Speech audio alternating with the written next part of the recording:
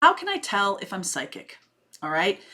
I think I might get this question, I don't know, 10, 20 times a day on this channel. So I really think it's important for me to make this video and help you understand your own psychic ability and how it might manifest in your life, how you might find it in your astrology chart. There are places in your astrology chart where you can find this, and that's what I'm going to share with you today.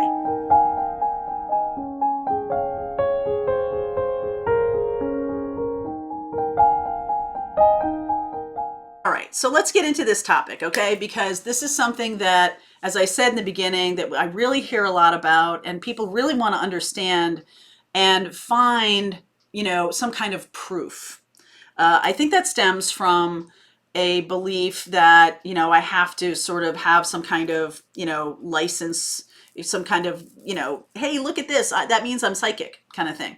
And while there are some things in your astrology chart, there's 5 really strong indicators of psychic ability. It is really, as in everything else that we talk about on this channel, it's not just like, hey, it's there, okay? Because there are a fair amount of natural psychics that just do this, and you're just channeling. And I know I used to do this as a kid. I'm just channeling. But if you have the capability, you can work with it. You can develop it. You can create something from that. Now, not everybody in this life is meant to do this for their living. Okay. But if this is something that you feel you're going in this direction, and this is why I teach my North Node class about what you're here to do on this planet, because North Node will show you what will really expand for you. Okay. So if you're interested in North Node, you can get the class. It's in the link below. Okay. But let's focus. Focus, Mary Jo. Let's talk about top psychic indicators that you could find in your astrology chart. Okay. So the first thing to look at is your moon. Okay. And is your moon in a water sign, meaning Cancer, Pisces, or Scorpio?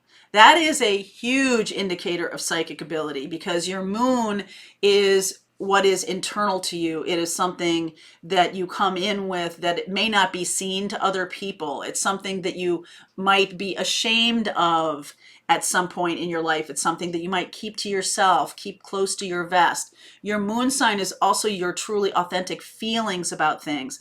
And because psychic ability, your feelings are the compass of this. A moon sign in a water, because moon is very watery. It's also about mothering. It's also about nurturing energy. And when it's in a water sign, it's really showing the deep connection between your feelings and your guides. So if you're paying attention to your feelings, that is a channel to your psychic abilities, right? A channel to your higher self. When your moon is in a water sign, moon, water, and then water sign, it's like that much deeper. Okay. So that's one indicator. Also, is your moon in the 4th, 8th, or 12th house? So this is all one indicator. Okay. So is your moon in a water sign, or is your moon in 4th, 8th, or 12th house? 4th, 8th, and 12th house are the psychic houses. Okay, so 4th house is the house connected to mother and ancestors. So this can be an ability to be a medium, to be a channeler, to be connected from your ancestors that are, sort of working through you. This is also an ability to connect with other people's ancestors. Okay, so that's 4th house. 8th house is the house of death and transformation. So this is also a mystical house. This is a house of mystical abilities, mediumship, tarot, things like that. It's like you're getting deep into the stuff that isn't seen, right? Just like the moon, that isn't really seen on the surface. That's what the 8th house is, death and transformation. So again, a mediumship kind of house. 12th house is the connection to the divine. It is the absolute pipeline to your higher source, to God, to whatever you want to call it. With a water sign or your moon in that 12th house, okay, then you really got something, because this is your deep, your feelings, the source of who you are in this life, being deeply connected to higher self. and it's natural. All of these things are natural. Your moon in a water sign, or your moon in the 4th, 8th, or 12th house. So that's the first one. All right, the second indicator is about Neptune. And Neptune is a very mystical, dreamy, highly intuitive planet. It rules the 12th house, which is what I was just explaining to you about the 12th house being the pipeline to the higher self. So if you find Neptune in your chart in the 1st, 3rd, 8th, or 12th house, and I'll go through each one of those. I've already kind of talked about 8th or 12th house, but if you find Neptune in those placements, that can mean a very strong clairvoyant, clairaudient, clairsentient nature, the nature of who you are, especially if it's in the 1st house. Neptune in the 1st house means you are, this is who you are. So you may appear to other people to be whatever your sun sign is, but if you have Neptune in the 1st house, this is really who you are, okay? It's deep and it's connected to you and everything like that. It's just a natural thing that you have, but you may not be showing that to other people, okay? It might be something that's kind of hidden away. So that's Neptune in the 1st house. Neptune, the reason for Neptune in the 3rd house, it's how you communicate. So this is a placement of someone who maybe talks, maybe a channeler, right? Maybe somebody who can communicate in such a way that is, highly psychic. They're, just whatever comes out of their mouth is really coming from somewhere else. That's Neptune's ability. Okay. The 8th house, like I said, again, 8th house is naturally the house of death and transformation. And so your psychic abilities, that is the house of hidden stuff. Okay, so psychic abilities for a lot of us who were raised in the 60s, 70s, 80s, and right up till today, it's something that other people may think of as weird. Okay, that's why 8th house is so prominently part of being psychic, is because in our culture, it is something that is 8th house. It's something that we hide away. It's something that we don't share with everybody. You don't come right up to people necessarily and share with them that you're a psychic or that you're, highly intuitive. First of all, it's kind of good to keep that to yourself for reasons of like just trying to assess who people are before you go telling them that. And second of all, you have this capability, and so you may not be totally comfortable with it, or it may not be something that you've worked with yet, or it may be something that just naturally comes out of you. You don't know where this is coming from. And it's like, okay, this is showing up for me. And people's reactions to it are like, hey, that's weird. And so you're like, really? I thought everybody was like this. When I was a kid, I would talk to my Nana 3 years after she died. And I just thought everybody was talking to Nana. So that's why 8th house is so interesting. It's the house of hidden stuff. So if Neptune's in there, you might be hiding this psychic ability from other people. 12th house, if you have Neptune in the 12th house, this is like the ultimate kind of mystical placement for Neptune. It's, first of all, it's very comfortable in the 12th house. That is the house of our previous lives, even. It's the house of what we came from as we move through the ascendant, right? The 12th house and the ascendant are right there. So as you're coming through, this is where you're coming from in a past life into this life. So depending on how your North Node works with that placement, we'll talk about that in another video. Neptune placed in that 12th house really shows me that this is not only something that's natural to you, but it's something that's highly amplified. When a planet is in its home rulership, when it's in the place that it's really comfortable in, it gets bigger. It gets expanded upon. If you have Jupiter an aspect to it, it will expand in your life, okay? So that's Neptune, all right? The third thing is about your sun, okay? And the sun is interesting to me because it's kind of like shining a light on everything. The sun is like, here I am, right? And psychic ability is something that's very internal. So if your sun is in a water sign, Cancer, Pisces, Scorpio, if your sun is in Aquarius, it is a sign of spiritual rebirth, which is kind of interesting. And if your sun is in like the 8th or the 12th house, for all of those reasons I just discussed about 8th house and 12th house, you're really going to have to go back and look at your birth chart to see where your sun is placed. But that sun in the 8th house is you shining a light on hidden things. And that's what psychic ability is, right? And same thing with 12th house, is that you're shining a light on things that are mystical for people. It's very interesting to see, you know, Sagittarius is also, if your sun is in Sagittarius, because it's about being open-minded. It's also about, you know, belief systems and, you know, not really going along. That's why Aquarius is lumped in there too, because Aquarius and Sagittarius, those are the two kind of rebels of the zodiac. And you're not just going to go along to get along. You're going to be your true self, right? You know, truly authentic signs Sagittarius and Aquarius are. It's like, regardless, Sagittarius can be more a little whimsical. Aquarius can be more rebellious. But these are very psychic signs because they are open. Okay, they're open to that possibility. And I also feel like, this is my own particular theory, that Sagittarius being so close, the natural ruler of the ninth house is Sagittarius, so close to that scorpionic energy of the eighth house. Now, in your birth chart, you could have any sign in those houses. I'm not saying that. But if you're a Sagittarius sun, or you have placements in those eighth or ninth houses, also in the 12th house, especially with some of those planets I'm talking about, with Neptune, and we'll get to Mercury and Pluto in a second. But if you have your sun in Cancer, Pisces, Scorpio, Aquarius, or Sag, these are strong indicators of psychic ability. The emphasis with Sagittarius, having the sun in Sagittarius, is about prophecy.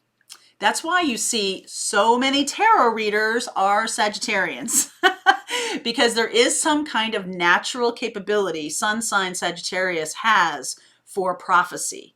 So that's why the Sagittarius piece is tossed in there, because, you know, there's a lot of us out there reading tarot, just saying.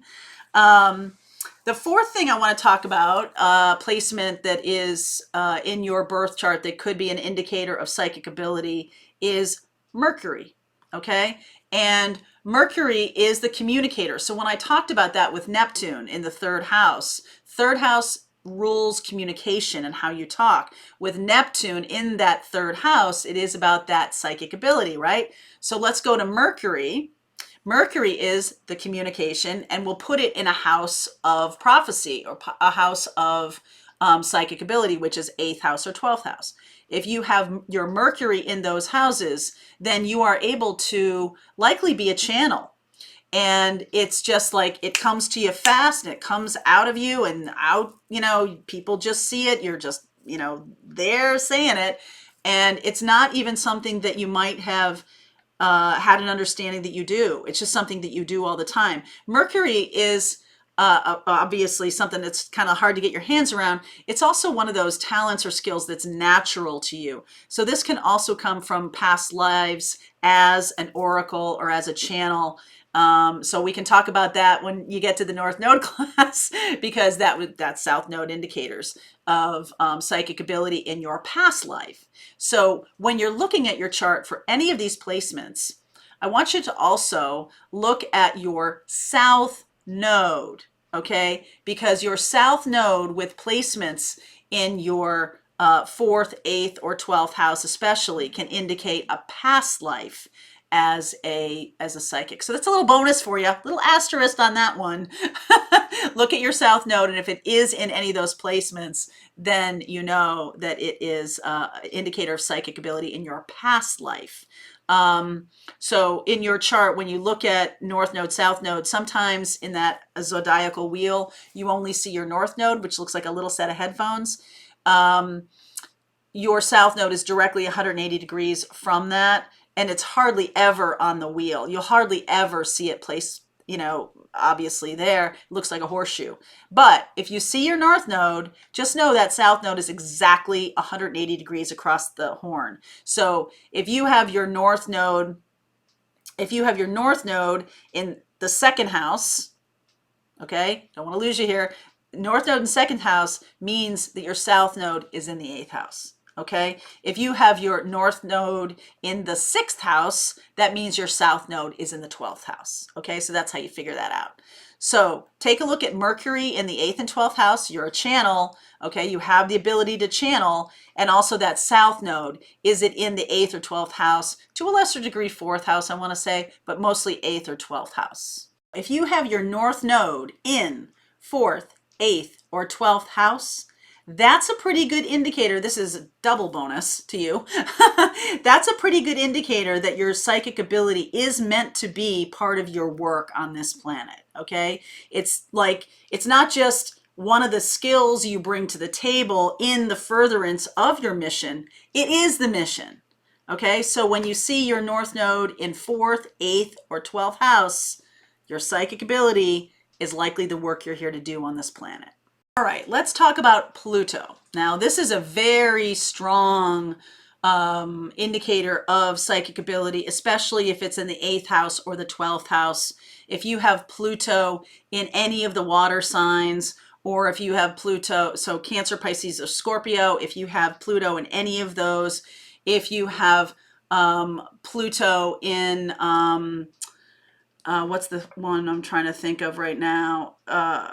Aquarius. If you have Pluto in Aquarius too, Aquarius and Sagittarius, for the reasons I was talking about before, Pluto is the planet of transformation through like radical, deep connectedness to the psychic realm. Pluto or Hades is known as the master of transformation through stress, through difficult things, through overwhelming struggle in all ways. I mean, Plutonic relationships, I talk about this on the channel a lot. I have a class, Plutonic relationships versus twin flame, and Plutonic relationships, when you find someone who has a lot of Pluto aspecting your sun, moon, rising, Venus, Mars, you know, any of those things, when they're aspecting your planets, sun, moon, Venus, Mars, Mercury, Jupiter, then you realize that this person has power. Okay, this is about power. And if we're talking in terms of a psychic ability, then it's almost like you are able to be in the underworld, be in the other world, right? As the fairies say it, be in that kind of netherworld space and navigate. Right? You have that level of power. So you're meeting power with power. You're meeting the psychic realm with a very strong psychic ability yourself. So you are somebody who is one to be reckoned with in terms of your psychic abilities. This can be about, so this is not the light kind of intuition that we talk about that everybody has. This Plutonic energy, whether it's shown up in relationships or it's shown up in just how you behave in the world, you can really freak people out with how strong your psychic ability is. You can, you know, you have the ability, requires training, but you have the ability to move stuff, okay, in the room. You have the ability to see right through things, right? Almost like X-ray vision. You have the ability to uncover things through readings that a lot of people want to keep private. So when you have a light amount of intuition, which everybody does have, and we're going to be more and more showing that ability to each other as we progress in our spiritual advancement, our spiritual journey, then you might know something is off with a person, but you might not know why, okay? You just have this feeling. When you have Pluto in 1st, 4th, 8th, or 12th house, or you have it in a water sign, or you have it, you know, in Aquarius or Sagittarius, this can really be somebody who can walk up to another person and tell them they're pregnant before they know. This can be somebody who, you know, maybe sees dead people, like the Sixth Sense boy, right? Somebody who can, you know, it literally like shows up. It's not an experience of, you know, being able to shut it out or shut it off, or being able to, it comes through loud, okay, with Pluto. So, you know, Neptune, lesser degree than that. You know, Sun and Mercury, these are kind of light. The moon is deep. If you have any aspects of moon and Pluto in your chart, that can be like a conjunction or a square or an opposition in any way, shape, or form. That can show you how strong the Pluto is.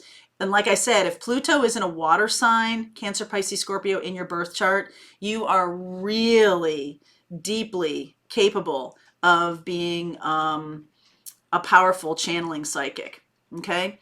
So all of these placements, there's a lot more for us to talk about this. There might be a part 2, part 3 to this video, because I do want to talk about aspects, which I haven't really talked about. So I talked about them a little bit, but I gave you kind of the big ones to indicate whether you have some psychic ability. All of these things can be very natural to you. And this is something that you might want to work on developing. And especially if it's something that you want to do with want to do for your life's work. Now, if you want to do something like that, you can check out my North Node class, which is giving you the indicators of what your spiritual path is. What is your purpose on this planet? And you can see how these two things might intersect. How your psychic ability and how the work you're here to do on this planet might intersect. So if you want to grab that, there's a class below called your North Node. It's like, it's recorded class. I might be doing some live classes soon, but the recorded class is there and available for you to do anytime you want. You might also want to consider doing some kind of past life regression or Akashic Records thing that can jar loose your psychic ability too, because it could be showing you what's blocking it. If you feel like you're being blocked, that would be really something good to do.